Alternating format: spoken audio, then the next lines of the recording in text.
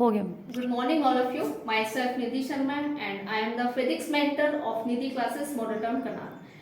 आज हम जो पढ़ेंगे ना, मेन एक ऐसा टॉपिक पढ़ेंगे जो 11th के लिए हमारे लिए बेसिक कॉन्सेप्ट है। 11th में लगा लो, 12th में लगा लो, जितने भी कॉम्पिटिशन्स के एग्जाम होते हैं, जेई के, नीट के, जितने भी एग्जाम हैं, उसमें ये हमारे पास 100% क्वेश्चन आते ही आते हैं। लेकिन मोस्टली बच्चे क्या करते हैं, उनको नहीं आते, बेसिकली ये छोटी छोटी चीज़ें नहीं पता होता। तो आप हम जो है वीडियो के माध्यम से आपको जस्ट यही बताना चाहते हैं कि जो बेसिक सी चीज़ें हैं, इसको हमने कैसे करना है। जैसे हमारा टॉपिक का नाम है डायमेंशनल एनालिसिस। एक्चुअल में डायमेंशनल एनालिसिस क्या होती है, डायमेंशनल एनालिसिस के फॉर्मूले क्या होते हैं, वो चीज़ हमने इस वीडियो में एक्सप्लेन करनी है, जो मेन बच्चों को फॉर्मूला नहीं बनाना आता। अब जैसे बच्चों को सिंपल फॉर्मूला बनाना आता है, फॉर एग्जाम्पल अगर मैं स्पीड का फॉर्मूला लूँ, 9th क्लास का एक बच्चा सिंपल बता देगा स्पीड का फॉर्मूला जो होता है हमारे पास डिस्टेंस अपॉन में टाइम, ये हमारे पास फॉर्मूला आ गया। और इस फॉर्मूले से हम यूनिट भी निकाल लेते हैं। दो तरह की हमारे पास, आपको पता है, यूनिट भी निकलती है। एक एसआई यूनिट होती है और एक होती है हमारे पास सीजीएस यूनिट होती है। एसआई यूनिट में अगर मैं स्पीड का फॉर्मूला निकालूं, स्पीड की यूनिट होगी, डिस्टेंस को हम मेजर करते हैं मीटर में एंड टाइम को मेजर करते हैं सेकेंड में, तो ये यूनिट बन गई मीटर पर सेकेंड। ऐसे ही मेरे पास सीजीएस में बन जाती है, मीटर की जगह पे हमारे पास आया था सेंटीमीटर और टाइम की जगह पे आया था सेकंड, तो ये बन जाता है सेंटीमीटर सेकंड इनवर्स। ये तो हो गया एक नॉर्मल फॉर्मूला जो हम डेली लाइफ में यूज करते हैं, बट इन्हीं फॉर्मूला से ही हमारे पास डायरेक्ट डायमेंशंस फॉर्मूले निकलते हैं। वो चीज कैसे करनी है वो आपको बताते हैं। अब बेसिकली डायमेंशंस फॉर्मूले में जो फोकस होता है ना, तो उसमें ना 3 चीजें फोकस होती है। पहला, डायमेंशंस फॉर्मूले में हमारे पास मास, लेंथ, टाइम, क्योंकि ज्यादातर आप ये देखो पूरे वर्ल्ड में जितने भी हम ऐसी बेसिकली चीजें मेजर कर रहे हैं ना, वो हम 3 फॉर्म में मेजर कर रहे हैं। या तो हम मास की फॉर्म में कर रहे हैं, या लेंथ की फॉर्म में कर रहे हैं, या फिर हम उसको टाइम की फॉर्म में कर रहे हैं। उसके बाद फिर इसकी हमारे पास होती है प्रॉपर में से पावर। मास के ऊपर वाली पावर को हम ए मेंशन कर रहे हैं, एल के ऊपर वाली पावर को कर रहे हैं बी, एंड सी के ऊपर वाली पावर को मैंने मेंशन कर दिया, टी के ऊपर वाली पावर को मेंशन कर दिया मैंने सी। 2 चीजें ध्यान रखना, एक तो ये कैपिटल लेटर में होनी चाहिए, मास, लेंथ, टाइम। दूसरा, इसके ऊपर पावर इंडिविजुअल इनके मेंशन होनी चाहिए। एंड तीसरा, जो डायमेंशंस फॉर्मूला होता है ना, वो हमेशा ऑलवेज इन स्क्वायर ब्रैकेट, इनको स्क्वायर ब्रैकेट के अंदर लिखते हैं। अगर आप इसको सिंपल लिखते हो तो बेशक आपने फॉर्मूला सही लिखा है, उसका जो हमारे पास है बोर्ड में एग्जाम में मार्क्स बिल्कुल भी काउंट नहीं होता, मार्क्स नहीं मिलता। अब आप स्पीडली ध्यान से करेंगे कि कैसे कैसे डायमेंशंस निकालते हैं, तो स्टेप बाय स्टेप मैं आपको इस वीडियो में क्लियर कि डायमेंशंस निकालते कैसे हम निकालना सीखेंगे। देखो, सबसे पहले मैंने डायमेंशंस निकाला लेंथ का, ध्यान से समझना। अब देखो लेंथ की बात आ गई, तो लेंथ को हम किस चीज में मेजर करेंगे। देखो, जब अगर मुझे किसी चीज की लेंथ मेजर करनी है या डिस्टेंस मेजर करना है, तो ना तो उसमें मास का कोई रोल है, क्योंकि मास की फॉर्म में तो बताएंगे नहीं, क्योंकि मास को मेजर कर रहे हैं केजी के अंदर। ना तो कोई टाइम का रोल है, टाइम को हम सेकंड में बता रहे हैं, मिनट पे बता रहे हैं, तो टाइम का भी कोई रोल नहीं है। तो रोल किसका है, लेंथ का है। जिसका रोल है ना, सिर्फ उसकी पावर को मेंशन करेंगे।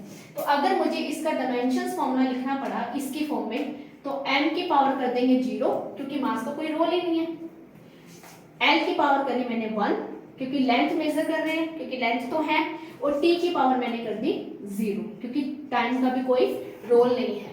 अब या तो मैं इसको ऐसे लिख दूं, और किसी की भी पावर 0 होती है ना, वो हमेशा ध्यान रखना, वो हमेशा 1 के इक्वल होती है। और अगर वो 1 के इक्वल होती है, तो आप पूरा फॉर्मूला नहीं लिखना चाहते तो आप सिंगल भी लिख सकते हो उसको, l की पावर 1। l की पावर 1 की फॉर्म में भी हम इसको निकाल सकते हैं। तो सबसे पहला हमारे पास फॉर्मूला आया है लेंथ का, जिसमें हमें दे रखा है l की पावर 1, ये हमारे पास डायमेंशंस फॉर्मूला। अब आप खुद देखो, इसके अंदर मैंने अल्फाबेट जो लिया लेंथ का वो कैपिटल लेटर में लिया है, पावर अलग से रिप्रेजेंटेशन हो रही है, और उसको मैंने स्क्वायर ब्रैकेट में लिया है। 3 कंडीशंस हमें जरूर लेनी है। उसके बाद हम डायमेंशंस फॉर्मूला निकाल रहे हैं एरिया। एरिया निकालते, एरिया होता है लेंथ इनटू में ब्रेड्थ। अब लंबाई निकालो या चौड़ाई निकालो, जैसे मर्जी निकालो, लेंथ निकालो या ब्रेड्थ निकालो, मेजर तो लेंथ की फॉर्म में ही करेंगे ना। तो अगर हम लेंथ की फॉर्म में करेंगे तो मतलब ये तो l है, इसको भी हम l की फॉर्म में ही लिखेंगे। और अगर ये l की फॉर्म में है तो l की पावर यहाँ पर कितनी बन गई 2, क्योंकि बेस सेम पावर ऐड। इस l की खुद की पावर क्या है 1, इस l की खुद की पावर क्या है 1, और अगर मल्टीप्लाई में बेस सेम होता है ना, तो वो हमेशा पावर ऐड होती है। और अगर मैं इसका डायमेंशंस फॉर्मूला लिखूं तो वो बनेगा मेरे पास m0 L2 T0। अब देखो यहाँ पे भी मास का कोई रोल नहीं है, टाइम का कोई रोल नहीं है, ओनली सिर्फ लेंथ का रोल है। तो अगर सिंगल आप लिखना चाहते हो लेंथ की फॉर्म में तो ये वो मेरे पास हो गया L2। L2 is the dimensions formula of area. ऐसे ही हम स्टेप बाय स्टेप कर रहे हैं। मैंने वॉल्यूम का लिखा, किसी भी चीज का अगर मुझे वॉल्यूम निकालना है तो वॉल्यूम होता है लेंथ, ब्रेड्थ, हाइट। अब देखो यहाँ पर हाइट आ गई। अब मेरे को हाइट भी अगर किसी चीज की मेजर करनी है, इवन एक बोर्ड की भी हाइट मेजर करनी है तो भी मुझे इंची टेप ही यूज करना पड़ेगा हाइट की फॉर्म में। तो ये भी लेंथ की फॉर्म में ही मेजर होगी। तो यहाँ पर L कितनी आ रहे हैं 3, वही बेस से पावर ऐड करने के बाद ये मेरे पास बन गया L3।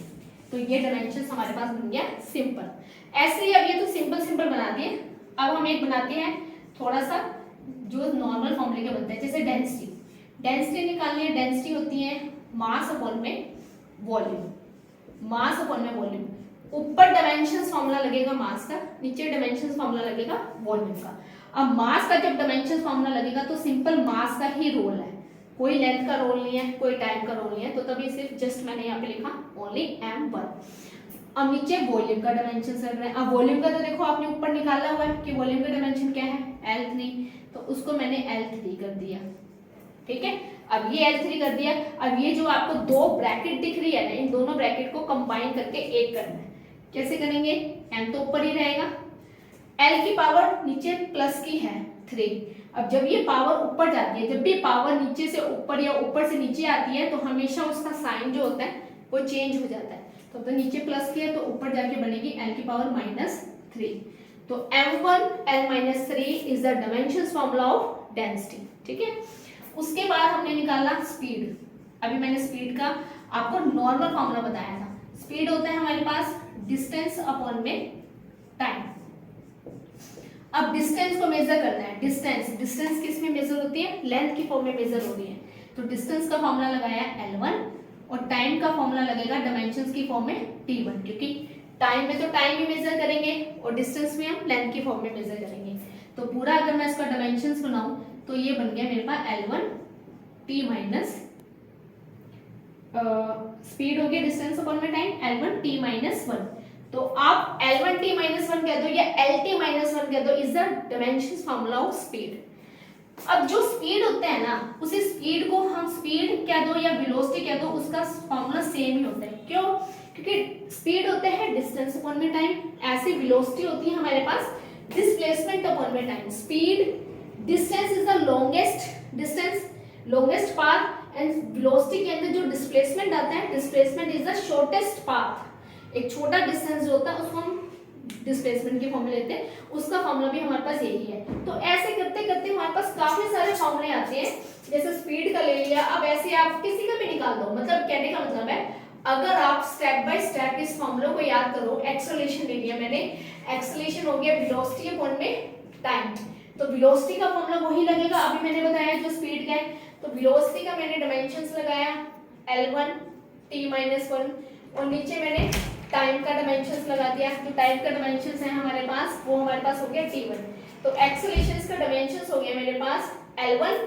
एक t की पावर -1 पहले से दे रखी है और एक t की पावर जब ऊपर जाएगी, ये नीचे प्लस के बट ऊपर जाएगी तो माइनस की हो जाएगी। अभी मैंने कहा बेस सेम पावर ऐड, जब बेस सेम होगी पावर ऐड होगी तो ऊपर जाके t -2 हो जाएगा। तो एक्सेलरेशन का डायमेंशंस फॉर्मूला बना हमारे पास LT -2। तो ऐसे स्टेप बाय स्टेप अगर हम किसी का भी कर सकते हैं। जैसे मैं एक और बताती हूँ आपको एग्जांपल के तौर पे, फोर्स होता है हमारे पास मास इनटू में एक्सेलरेशन। अब फोर्स हो गया हमारे पास मास इनटू में एक्सेलरेशन। तो मास की जगह पे तो मैंने मास का डायमेंशंस लगाया m1 और एक्सेलरेशन की जगह पे मैंने सारी वैल्यू यही उतार दी L1 T -2। तो फाइनली मेरे पास डायमेंशंस फॉर्मूला आ गया फोर्स का m1 L1 T -2। तो ऐसे फिजिक्स के हजारों फॉर्मूले हैं, बहुत फॉर्मूले हैं। +1 के अंदर कम से कम हमें 30-35 के करीब फॉर्मूले हमें याद करने पड़ते हैं और कुछ +2 के अंदर आते हैं। +2 के अंदर हमारे पास क्या होता है, ये 3 की जगह पे हमारे पास एक अधिक फिजिकल क्वांटिटी और ऐड हो जाती है। तो बेसिकली हमने आज वीडियो में ये सीखा है कि डायमेंशंस निकालते कैसे हैं। पावर को हम डायरेक्ट याद नहीं कर सकते क्योंकि जितनी चीजें आप रट्टा मार के याद करोगे वो कभी भी जिंदगी में याद नहीं होगी। बेटर है कि आप उसको निकालना सीखो। अगर आप निकालना सीखोगे तो जिंदगी में, लाइफ में कभी भी डायमेंशंस फॉर्मूला आपके पास आया तो कभी भी आपका डायमेंशंस फॉर्मूला गलत नहीं होगा। जितने भी नीट के, जेईई एग्जाम होते हैं, हर एक एग्जाम में, कंपटीशन एग्जाम में 3-4 क्वेश्चंस आपको 100% इस टॉपिक्स में से जरूर मिलते हैं, डायमेंशन फॉर्मूले में से। तो बेसिकली मेन वीडियो आपको सिर्फ यही बतानी थी कि डायमेंशंस निकालते कैसे। अगर आपको वीडियो पसंद आई है या वीडियो में कोई भी दिक्कत है या कोई भी चीज़ नहीं समझ में आई है तो आप इसको कमेंट बॉक्स में या फिर निधि क्लासेस में आकर विजिट कर सकते हैं। जो भी आपके डाउट्स हैं वो पर्सनल आप डाउट ले सकते हैं। Thank you.